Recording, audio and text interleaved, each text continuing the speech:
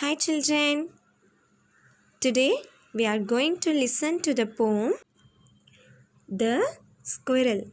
In this poem, the poet Mildred Bowers Armstrong describes the appearance of a squirrel which he observes in his garden.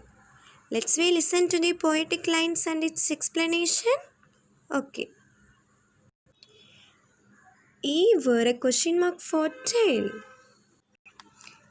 In this line, the poet describes the squirrel's tail as a question mark because of its bent shape. An overcoat of grey.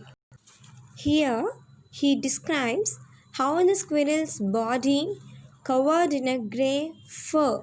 Fur, which means silky soft hair of the animals, and which looks like an overcoat of the squirrel. He sat up straight to eat a nut. The squirrel sits in an upright position on a tree by eating nuts. He liked to tease and play. Here, the poet says the happy and lovely squirrel loves to play and tease with the poet.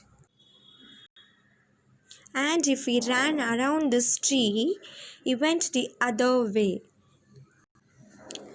So, whenever the poet ran around the tree, the squirrel would run around the other side of the tree. Through this poem, the poet tells us about the nature of the squirrel, that it is innocently naughty and likes to tease anyone who comes near him.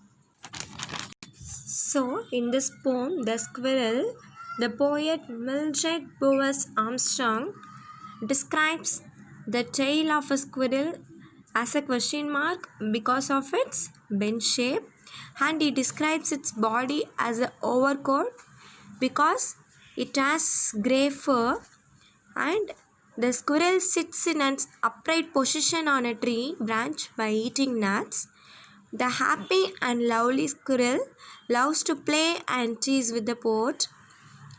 So whenever the poet ran around the tree, the squirrel would run around the other side of the tree. Thank you children. I hope you all understood this poem.